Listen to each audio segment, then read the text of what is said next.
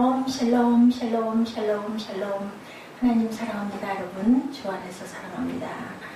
오늘 헤세드 사랑이죠. 룻기 3장 6절에서 13절까지 우리 합독했습니다. 겨자씨라는 칼럼의 국민일보에 난 내용입니다. 진짜는 포장하지 않습니다 라는 내용입니다. 진짜는 포장하지 않는다고 합니다. 교회 다니고 교회 가르침을 따라 선한 일을 한다고 주님의 나라에 간다고 생각하면 큰 착각이다. 게다가 기적을 행하고 병을 고치는 신비한 능력을 행하기에 혹은 기막힌 예언을 한다고 해서 주님 나라에 들어간다고 생각하는 것도 아주 위험한 생각이다. 교회는 직분이 그 사람의 구원과 생명에 어떤 연관이 있다고 여기면 바보 같은 생각이다. 성경은 교회 밖의 사람들에게 한 말보다는 교회 안에 있는 사람들에게 경고한 내용들이 훨씬 많다 이렇게 기록되어 있습니다. 교회 안에 있다고 주님 나라에 간다는 것을 경계한 그런 내용이죠. 성경이 말하는 구원의 길과 주님 나라에 들어간다는 것은 거듭남이다. 요한복음 3장 3절 말씀이죠. 예수께서 대답하여 이르시되 진실로 진실로 내게 이르노니 사람이 거듭나지 아니하면 하나님의 나라를 볼 수 없느니라. 거듭난 생명을 자유로 얻는다. 진리가 너희를 자유케 하리니 너희를 자유롭게 하리라. 그에게는 무엇을 해야 한다라는 두려움에 의무가 없죠. 진리를 알고 나면 진리가 우리를 자유롭게 한다라는 겁니다. 그 안에는 예수의 생명이 자라면서 예수다워질 뿐이지 예수와 비슷하려는 고통스러운 노력도 없습니다. 단지 예수께 붙어 있으면 된다는 것을 알죠. 요한복음 15장 4절에서 5절 말씀이죠. 내 안에 거하라. 나도 너희 안에 거하리라. 가지가 포도나무에 붙어있지 아니하면 스스로 열매를 맺을 수 없음 같이 너희도 내 안에 있지 아니하면 그러하리라. 가지가 포도나무에 붙어있지 않으면 열매 절대 맺을 수 없죠. 말라서 전부 다 그 영양분을 받지 못하기 때문에 말라 죽어버릴 뿐입니다. 5절에 나는 포도나무에 너희는 가지라. 그가 내 안에 내가 그 안에 거하면 사람이 열매를 많이 맺나니 나를 떠나서는 너희가 아무것도 할 수 없느니라. 진짜는 이렇게 늘 자연스럽고 진짜는 힘들어하지 않고 진짜는 포장할 필요도 없고 진짜는 진짜이기 때문입니다. 본문 내용이죠. 룻기 2장에서 룻이 이삭 죽기를 하는데 그 밭이 우연찮게 보아스의 밭이었다. 그리고 5절에 보면은 마침내 하고 나타나죠. 우연히 보아스의 밭에 룻이 갔는데 마침내 보아스가 베들레헴에서 돌아왔다. 그리고 그 일하는 사람들을 축복하는 그러한 그 내용이 나와 있습니다. 3장에 보면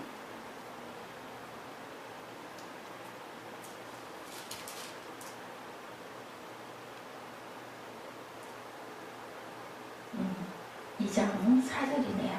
마침 보아스가 베들레헴에서 와서 베는 자들에게 야훼께서 너희와 함께 하시기를 원하노라. 이렇게 해서 룻을 만나는 사건이 일어났습니다. 자, 보아스는 룻에 대한 좋은 소문을 들었기 때문에 여러모로 배려를 하죠.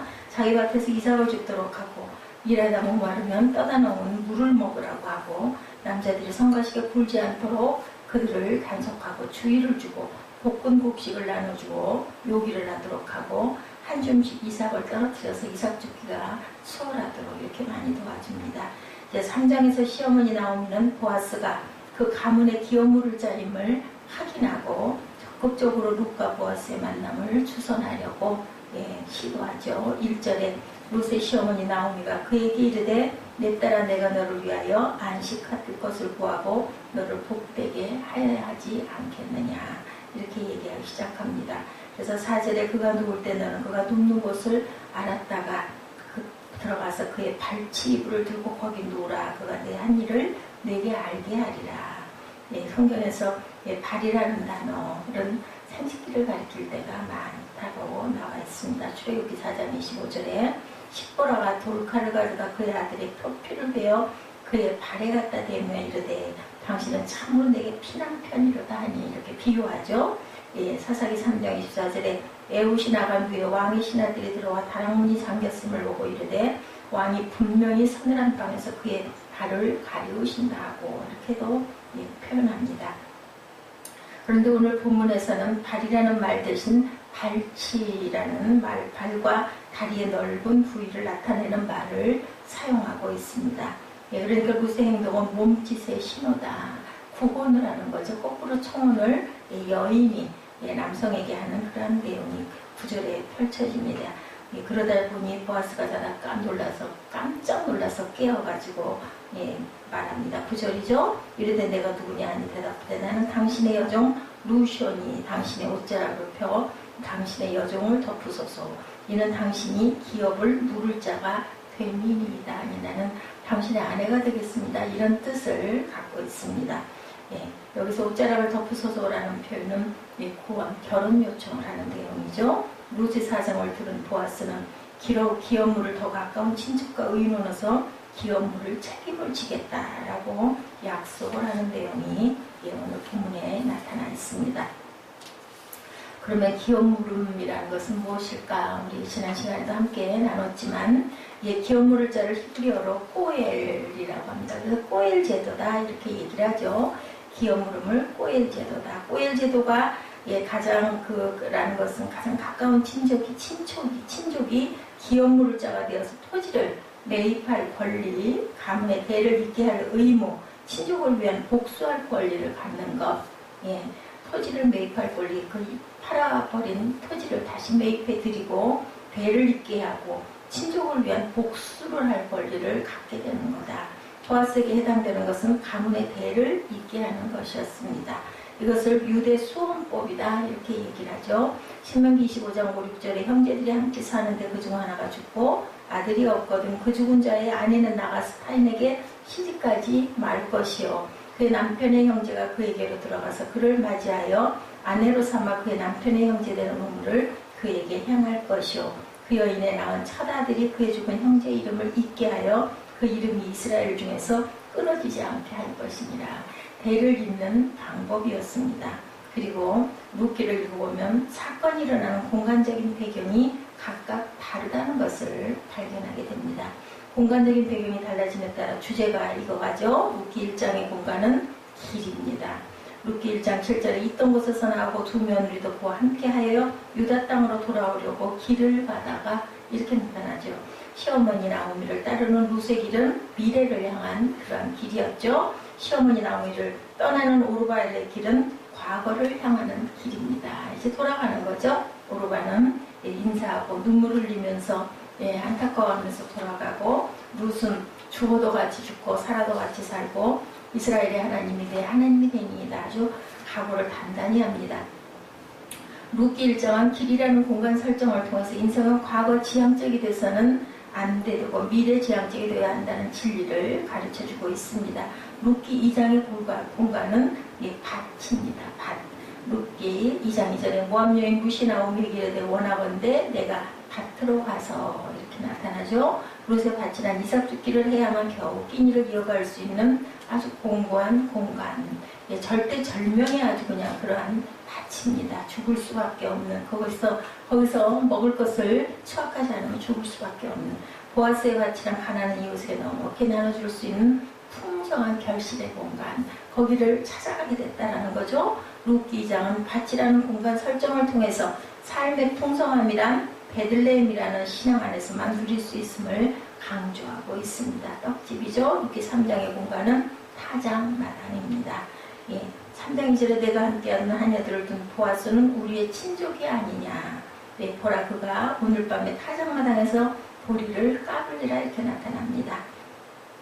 룻기 3장의 공간이죠. 삶이란 누구를 만나느냐에 따라서 그 삶이 달라지는 여인의 삶과도 비슷하다. 예수님을 만나면 안식을 얻는 삶이 되고 예수님을 떠나면 안식에서 떠나는 삶이 된다. 룻은 보아스를 만나 비로소 이렇게 해서 안식을 얻게 되는 것이 네 번째 주제로 설정됩니다. 그동안 룻의 삶이란 가난에 쫓기는 궁핍한 삶이었고 들판에서 이삭을 주어야 살아갈 수 있는 고단한 삶이었고 사람으로부터 위로의 말 한마디 들을 수 없는 외로운 타향살이었는데 보아스를 만남으로 변하죠. 참 안식을 얻게 됩니다. 예를 룻기 3장에는 안식을 나타내는 단어가 많이 나타나죠. 3장 1절에 룻의 시어머니 나오미가 그에게 이르되 내 딸아 내가 너를 위하여 안식할 곳을 구하여 너를 복되게 하여야 하지 않겠느냐. 안식할 곳. 4절에 그가 누울 때는 그가 눕는 곳을 알았다. 들어가 그의 발치의 이불을 들고 거기 누우라. 그가 내 할 일을 내게 알게 하리라. 네. 7절에 보아스가 먹고 마시고 마음이 즐거워 가서 곡식단 더미 끝에 눕는지라. 룻이 가만히 가서 그의 발치 이불을 들고 거기 누웠더라 하죠. 예, 8절에 밤중에 그가 놀라 몸을 일으켜 본즉 한 여인이 자기 발치에 누워 있는지라. 13절에 내가 기업 물을 자의 책임을 내게 이행하리라. 아침까지 누워 있을지니라. 눕는 얘기가 계속 반복됩니다. 14절에 룻이 새벽까지 그의 발치에 누웠다가 사람이 서로 알아보기 어려울 때 일어났으니 18절에 그 사람이 오늘 이 일을 성취하기 전에는 쉬지 아니하리라. 이렇게 쉰다라는 표현까지 안식, 누우리라, 쉬우리라 등 쉬리라 등 안식에 관한 말이 반복되죠. 룻이 이제 비로소 참 안식을 얻게 되리라는 예고가 나타나 있습니다. 5번째, 예수 그리스도를 만나야 우리는 참 안식을 얻게 된다. 사람은 죄의 문제를 해결하지 않고는 참 안식을 누릴 수가 없습니다.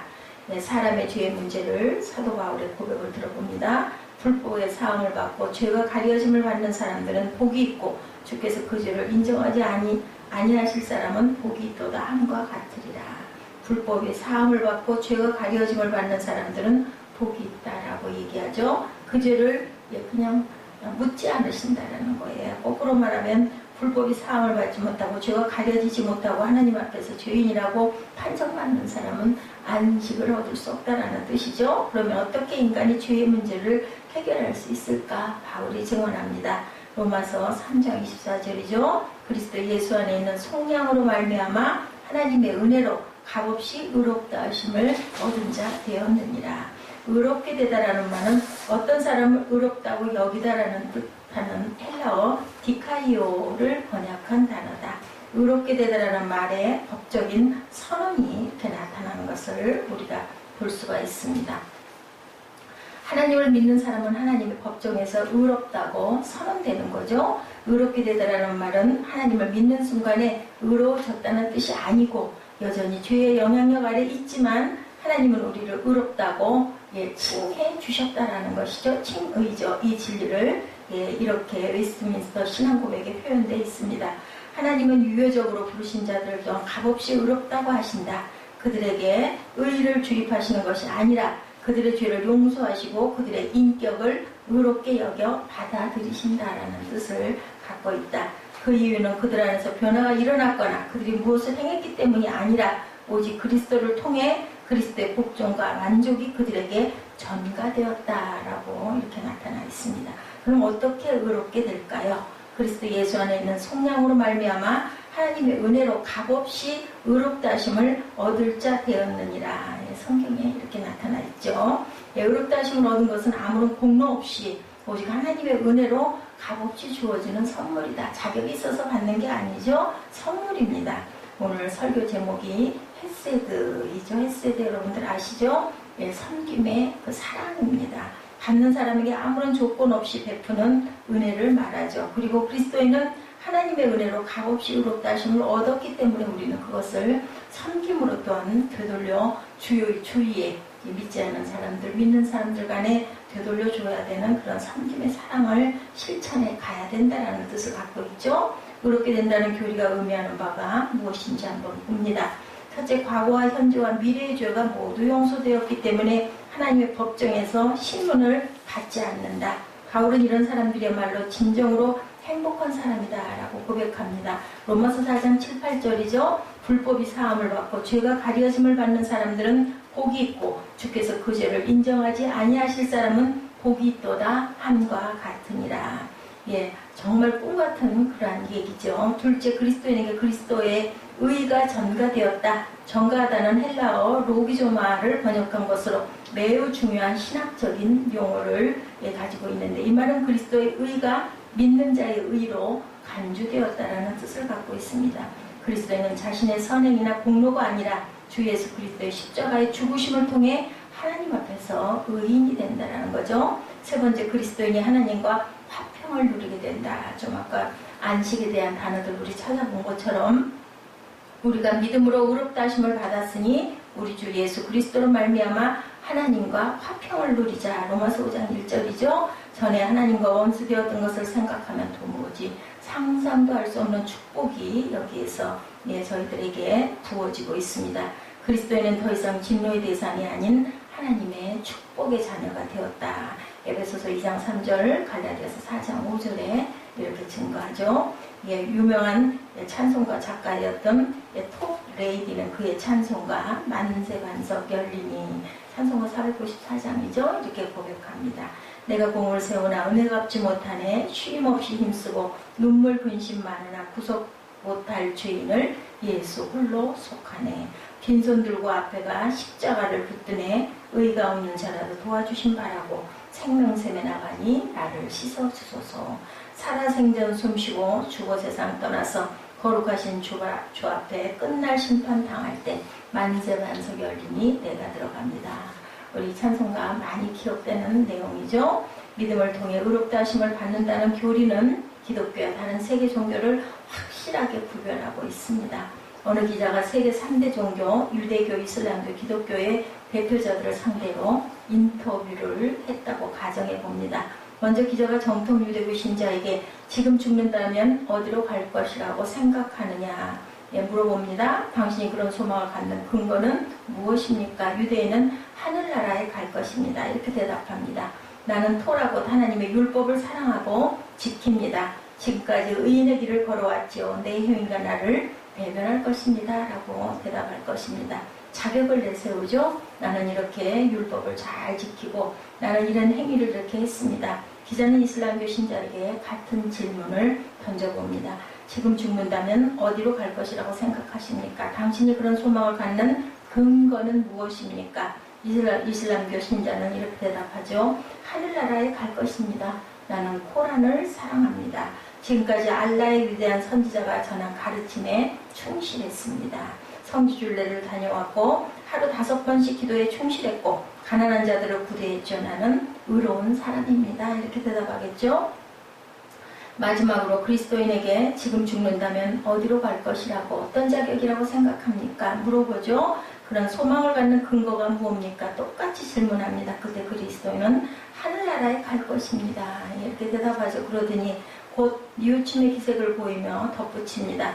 어머니가 나를 죄 가운데 잉태했습니다. 나는 죄 가운데 태어났죠. 나는 하나님의 율법을 모두 어겼습니다. 가장 큰 형벌을 받아야 마땅합니다. 그때 기자가 다시 묻습니다. 정택 유대인과 경건한 이슬람교 신자는 자신의 공로와 행위를 하늘나라에 간다고 했는데 당신은 그런 조건을 갖추지 못했다고 말했습니다. 어떻게 하늘나라에 갈 것 같습니까? 그리스도인은 웃으며 대답합니다. 내가 하늘나라에 가게 되리라는 소망은 나의 주님이신 예수 그리스도의 공로에 근거합니다. 그리스도인의 자격은 없지만 예수 그리스도의 공로로 천국에 가는 것으로 믿습니다. 이렇게 대답했다고 하죠. 우리들이 깊은 마음의 묵상이 있으시기 바랍니다. 룻기 3장 6절에서 13절 교독하시고 기도하는 시간 갖도록